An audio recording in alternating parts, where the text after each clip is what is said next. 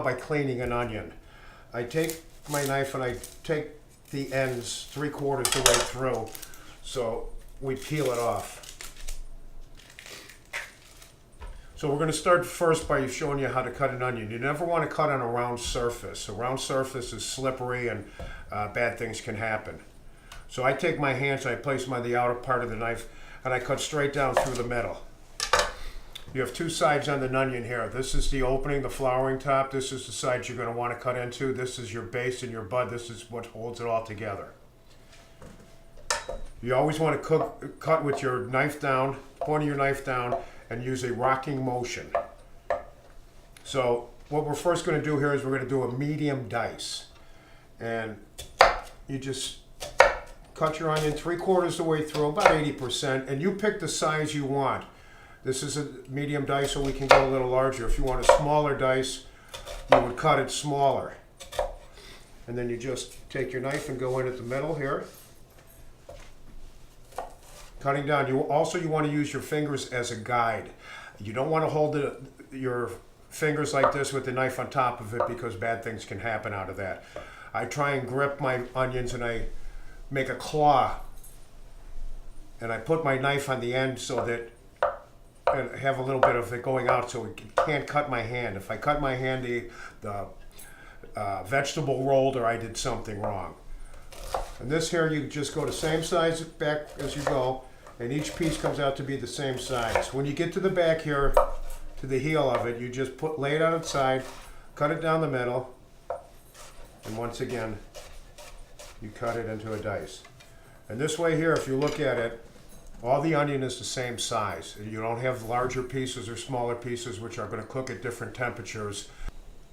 Okay, we're going to julienne an onion. And a julienne in the onion is pretty much what you would use in a French onion soup, garnishes on salads, if you're doing fried onion strings, something like that. And once again, we peel the onion. Scraps go in the scrap bowl. Cut in half, as we did before.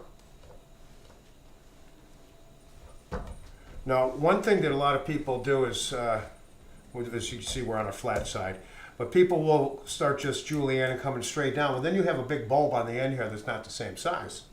So what I like to do is I like to take my knife and angle it in as the vegetable itself is angled. And as I come to the top, I straighten it out, and then I can just lay it on the side again and go in on that angle. And that way, this was one end and this was the other end, and it looks no different than what was in the middle. And that's how you can control how you cut. You always control the size of the cuts you want. But if you go into an angle like that, and then we always kind of break these up so they're loose. But if you go into an angle like that, you won't have, unless this would be the alternative if you didn't go in at an angle. So that's just something to think about, using every part of the product you can get out of it. And then you can do this, but then you can go back and cut it, but then you're cutting the same thing twice.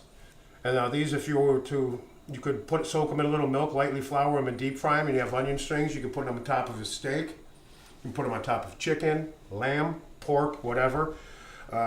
You can blaze this at the bottom of a roasting pan and put a pork loin on top of it or something like that. Season it up, put a little garlic in there, put your meat on there and roast it in the oven. We'll show you that at another time, but that's just some ideas for the future.